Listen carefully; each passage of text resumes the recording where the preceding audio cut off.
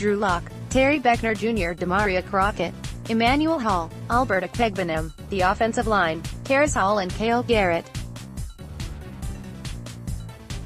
Dozen listed above would, rightly, be considered among the most important factors upon which the fate of the 2018 Missouri Tigers will rest. Those are the no-brainers. But what about some of the more under-the-radar guys?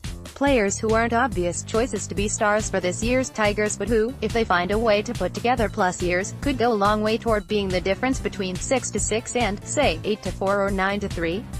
Let's take a look at 8 such players on the Missouri rosters, ones who may not play starring roles in season preview stories but could end up having a lot to say about how the year in review features go. It's not my place to make relative importance judgments, so let's go ahead and take them alphabetically. Take Okwuegbunam Sr. Okwuegbunam was a part-time starter last year who increasingly took the backseat to Okwuegbunam as the season went on. Still, he played crucial roles as a lead blocking back in the Tigers' run game, as well as a recipient of the surprise red option seam route that Lock peppered in for big plays from time to time. With Jason Reese graduated and candidates such as Brendan Scales and Logan Christopherson inexperienced, coordinator Derek Dooley is going to need Blanton's versatility. 50% of his snaps came in the backfield last year, 35 attached to the line, 15 split wide, in all aspects of the offense, both as a sub for Okwuegbunam and in 2 or, dare we say, 3 tight end sets. Joshua Bledsoe, Soph. From the seemingly always confused jumble that is the Tigers' safety core emerges a true sophomore who played his way out of a red shirt and onto the field in a pivotal role last season. Bledsoe was Missouri's main specialty set weapon last year, moving into Caleb Pruitt's nickel linebacker role once the Tigers moved Pruitt to safety just before the midway point of the season. Through spring ball, Bledsoe moved back to his natural position and carved out a spot for himself with the ones alongside Cam Hilton.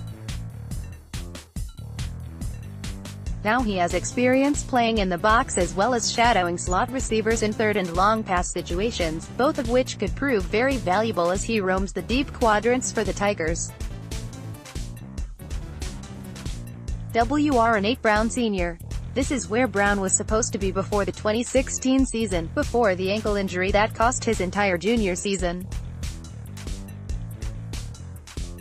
Missouri needs a steady, mid-level guy to play opposite of Hall and Jonathan Johnson's field-stretching capabilities, and the veteran, the one who actually played on the Tigers' 2014 SEC East Championship squad, could hold that key.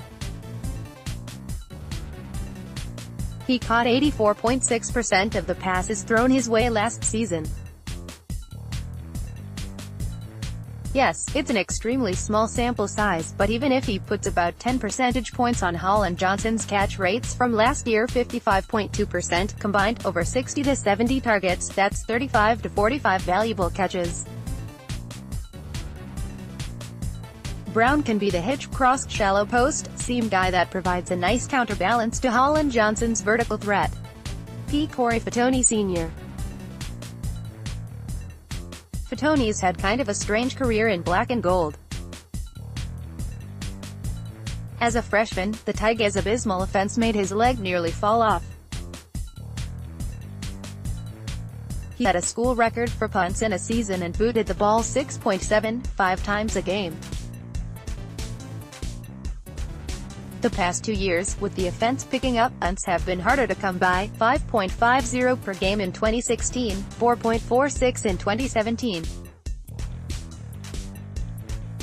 So Fatoni's found a way to amp up the quality in absence of quantity, becoming a master of skying, angling and making his punts nearly impossible to return. How does he become even more valuable this year? By doing the same thing. But with the offense being a bit more methodical, each punt is going to mean more.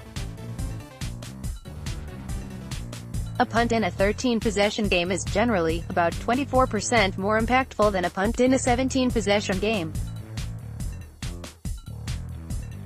An opponent starting 5 of its post-punt possessions in a 17-possession game is less impactful than 5 in 13.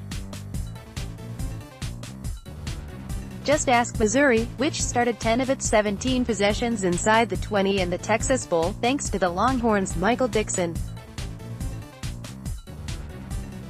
But Tony is already a huge part of the Tigers' field position equation.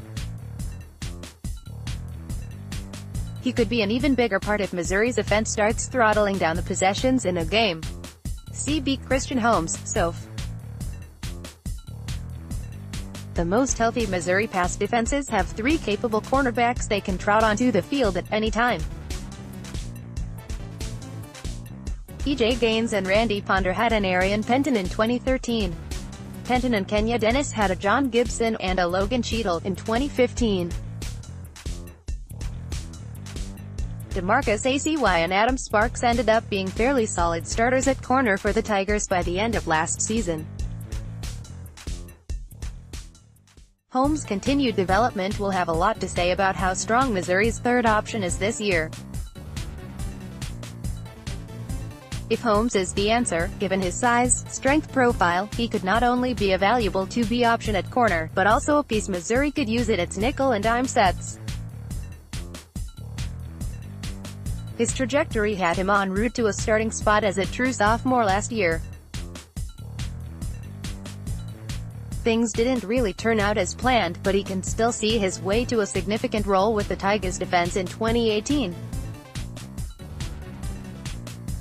D.T. Walter Palmore Sr. Or, like any one of 8 other interior defensive linemen. Really, Missouri just needs someone besides the guy with Beckner on the back of his jersey to be a difference maker at tackle. Palmore started alongside Beckner at the spring game and was fully in the top 3 rotation at the beginning of last year before injury sidetracked him. With Missouri experimenting with a 3-4 front Beckner at end every now and then? Wouldn't that be fun? Palmore is the type of big-bodied block absorber who could be a really valuable nose. Depending on how these next couple months go, he could be the tip of the spear on a deep, talented pool of tackles, or the least bad option in a group of guys without much experience at the major conference level. Either way, he should be a factor. RB Larry Roundtree, Soph. In today's world of college football, no feature back is an island unto himself. Unless you play in the Big Ten or something. Then Melvin Gordon's running the ball like 75 times a game. He's still at Wisconsin, right? In the SEC bleep and see, though, even if you have a Leonard Fournette, you still need some other guys to sop up 15 to 20 carries a game. Henry Josie had his Russell Hansbrough. Hansbrough had his Marcus Murphy. Crockett had his Ish Witter, and, last year, Witter had his Roundtree. Somewhat surprisingly, as Roundtree was a little-used true freshman before Crockett's injury upped his usage considerably, from 6.3 carries a game over his first 4 to 12.4 over his last 8. We don't know, yet, how far back from the shoulder injury Crockett is. We do know, though, that Roundtree is going to be an important part of the offense, either as a feature back or as Crockett's Robin. That's a role in which he excelled last year. And, lest we forget, Roundtree was also the Tigers' top kick returner. He'll make his presence known in some form. Trey Williams, Soph. The most experienced returning player at the Tigers' least experienced position. And it's the position the Tigers have been the most famous for over the past decade or so. He's just a redshirt sophomore. And he missed the last half of spring ball following shoulder surgery. The end equation has the potential to look real ugly for Missouri this year. But if Williams comes all the way back and consistently maintains the flashes he showed toward the end of last season, the Tigers could also be onto something real special. You could almost see the light bulb switch on for Williams last year, and the coaches rewarded him, upping his action to 29 snaps per game over the final 6. Missouri's marquee end has put up at least 7.0 sacks a season since 2013. Williams has the best chance of improving on that number. And, if he doesn't, the Tigers line could be in trouble.